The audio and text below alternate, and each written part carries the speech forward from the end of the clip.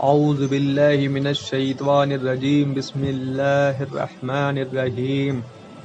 اللہ کے نام سے شروع جو بہت مہربان رحمت والا ہے۔ حضرت لوط علیہ السلام کی قوم پر عذاب آنے کا واقعہ سورہ ہود آیت نمبر 77 سے 84 تک میں ارشاد فرمایا گیا کہ اللہ تعالیٰ نے کس فرشتے کے ذریعے قوم لوط پر عذاب بھیجا۔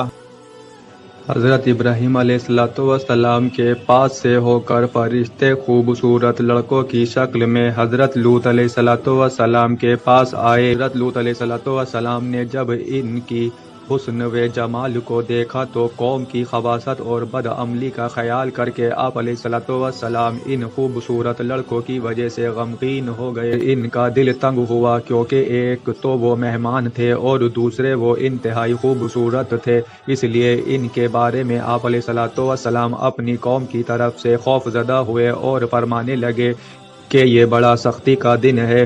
مروی ہے کہ فرشتوں کو اللہ تعالیٰ کی طرف سے حکم یہ تھا کہ وہ قوم لوط کو اس وقت تک ہلاک نہ کرے جب تک کہ حضرت لوط علیہ السلام خود اس قوم کی بد عملی پر 4 مرتبہ گواہی نہ دے۔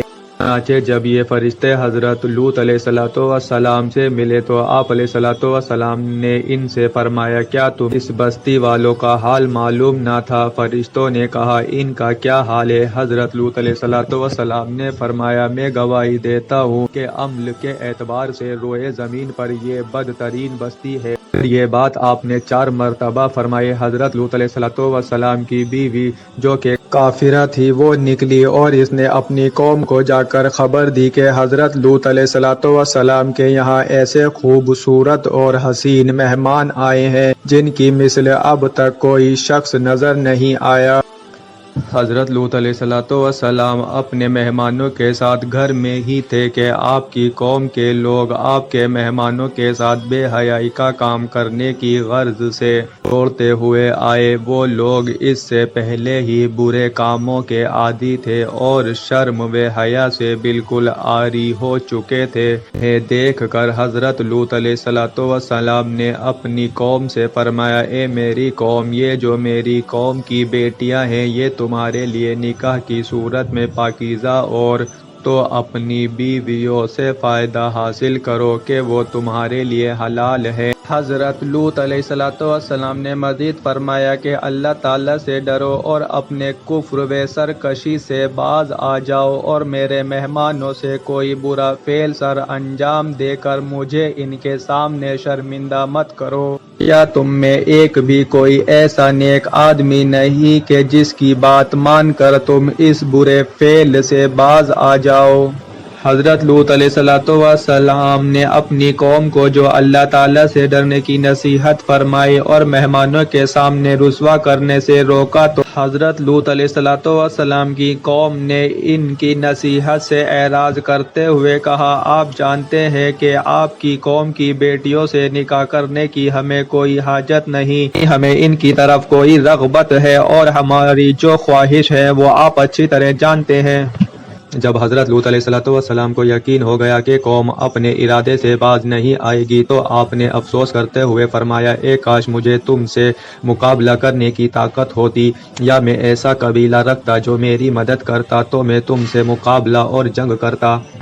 قوم نے چاہا کہ دیوار توڑ دیں۔ فرشتوں نے جب حضرت لوط علیہ السلام کا رنج اور بے چینی دیکھی تو عرض کی، اے لوط علیہ السلام، آپ کا پایا مضبوط ہے، ہم ان لوگوں کو عذاب کرنے کے لیے آئے ہیں، آپ ایسا کریں دروازہ کھول دیں پھر ہمیں اور انہیں چھوڑ دیں، یہ لوگ آپ تک ہرگز نہیں پہنچ سکیں گے اور نہ ہی آپ کو کوئی نقصان پہنچا سکیں گے۔ حضرت لوط علیہ السلام نے دروازہ کھول دیا تو قوم کے لوگ مکان میں گھس آئے۔ حضرت جبرائیل علیہ السلام نے اللہ تعالیٰ کے حکم سے اپنا بازو ان کے چہروں پر مارا تو وہ سب اندھے ہو گئے اور حضرت لوط علیہ السلام کے مکان سے نکل کر بھاگے۔ انہیں راستہ نظر نہیں آتا تھا اور وہ یہ کہتے جاتے تھے، ہائے ہائے، لوط کے گھر میں بڑے جادوگر ہیں، انہوں نے ہم پر جادو کر دیا ہے۔ 5 شہروں کو جن میں سب سے بڑا سوروم تھا اور ان میں 4 لاکھ آدمی بستے تھے، اتنا اونچا اٹھایا کہ وہاں کے کتوں اور مرغوں کی آوازیں آسمان پر پہنچنے لگی اور اس آہستگی سے اٹھایا کسی برتن کا پانی نہ گرا اور کوئی سونے والا بیدار نہ ہوا۔ اس بلندی سے اس کو اوندھا کر کے پلٹ دیا۔ وہ جہاں کہیں سفر میں تھے وہیں انہیں لگاتار پتھر برسا کر ہلاک کر دیا گیا۔ بعض مفسرین نے فرمایا کہ بستیاں الٹنے کے بعد انہی پر لگاتار پتھر برسائے۔ پتھروں پر ایسا نشان تھا جس سے وہ دوسروں سے ممتاز تھے۔ حضرت قتادہ رضی اللہ تعالی عنہ فرماتے ان پر سرخ خطوط تھے۔ حضرت حسن رضی اللہ تعالی عنہ اور مفسر صدی کا قول ہے کہ ان پر مہریں لگی ہوئی تھی، اور ایک قول یہ ہے کہ جس پتھر سے جس شخص کی ہلاکت منظور تھی اس کا نام اس پتھر پر لکھا تھا۔ مجاہد رحمۃ اللہ تعالی علیہ فرماتے ہیں کہ اس آیت میں کفار قریش کو ڈرایا گیا ہے۔ آیت کا معنی یہ ہے کہ اے حبیب صلی اللہ تعالی علیہ وسلم، وہ پتھر آپ کی قوم کے ظالموں سے کچھ دور نہیں۔ حضرت قتادہ رضی اللہ تعالی اور حضرت اکرمہ رضی اللہ تعالی عنہما فرماتے ہیں اس آیت کا معنی یہ ہے کہ اس امت کے ظالموں سے وہ پتھر کچھ دور نہیں۔ امام رازی رحمۃ اللہ تعالی علیہ نے اس آیت کی ایک تفسیر یہ بھی ذکر کی ہے کہ وہ بستیاں جن میں یہ واقعہ نمودار ہوا کفار مکہ سے دور نہیں، کیونکہ وہ بستیاں ملک شام میں تھی اور شام مکہ مکرمہ سے قریب ہے۔